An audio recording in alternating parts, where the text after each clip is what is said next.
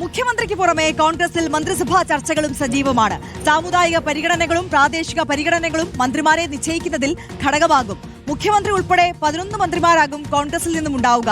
ചർച്ച ചെയ്യപ്പെടുന്ന 3 പേരിൽ KC വേണുഗോപാൽ ആണ് മുഖ്യമന്ത്രി എങ്കിൽ ശേഷിക്കുന്ന 2 പേരെയും പ്രധാന വകുപ്പുകൾ നൽകി മന്ത്രിസഭയിൽ ഉൾപ്പെടുത്തേണ്ടി വരും.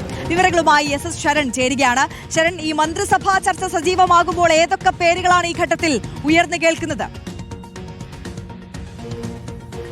മുഖ്യമന്ത്രി ചർച്ചകൾക്ക് പുറമെ മന്ത്രിസഭാ ചർച്ചയും കോൺഗ്രസിൽ സജീവമാവുകയാണ്. ഇതിൽ KC, RC, BD എന്നിവരെയാണ് മുഖ്യമന്ത്രി സ്ഥാനത്തേക്ക് പരിഗണിക്കുന്നത്. ഇതിൽ KC വേണുഗോപാൽ മുഖ്യമന്ത്രിയായി കഴിഞ്ഞാൽ സ്വാഭാവികമായും മറ്റ് 2 പേരെയും പ്രധാന വകുപ്പുകൾ നൽകി മന്ത്രിസഭയിൽ ഉൾപ്പെടുത്തേണ്ടി വരും. മറ്റ് മന്ത്രിമാരുടെ കാര്യത്തിൽ മുഖ്യ ഘടകമായി വരിക സാമുദായിക പ്രാദേശിക പരിഗണനകളാണ്. തിരുവനന്തപുരത്ത് നിന്ന് K മുരളീധരനെയാണ് മന്ത്രിസഭയിലേക്ക് പരിഗണിക്കുന്നത്. അങ്ങനെയെങ്കിൽ N ശക്തന് സ്പീക്കർ സ്ഥാനം നൽകാനുള്ള സാധ്യത തള്ളിക്കളയാനാകില്ല. കൊല്ലത്ത് നിന്ന് ബിന്ദു കൃഷ്ണയെയും PC വിഷ്ണുനാഥിനെയാണ് പരിഗണിക്കുന്നത്. ഇനി ആലപ്പുഴയിലേക്ക് വന്നു കഴിഞ്ഞാൽ M ലിജുവിന് സാമുദായിക പരിഗണനയിൽ നറുക്കുവീഴാനുള്ള സാധ്യതയുണ്ട്. കോട്ടയത്ത് നിന്ന് തിരുവഞ്ചൂർ രാധാകൃഷ്ണനെയും ചാണ്ടി ഉമ്മനെയാണ് പരിഗണിക്കുന്നത്. ഇതിൽ ഓർത്തഡോക്സ് പ്രാതിനിധ്യം വന്നാൽ ചാണ്ടി ഉമ്മൻ അനുകൂലമായി ആ സാഹചര്യമുണ്ടാകും. എറണാകുളം ജില്ലയിൽ നിന്ന് VP സജീന്ദ്രനെയും TJ വിനോദിനെയാണ് പരിഗണിക്കുന്നത്.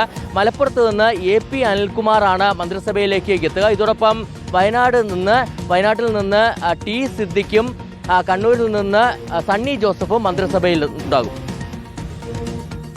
SS ശരണാണ് വിശദാംശങ്ങൾ നൽകിയത്.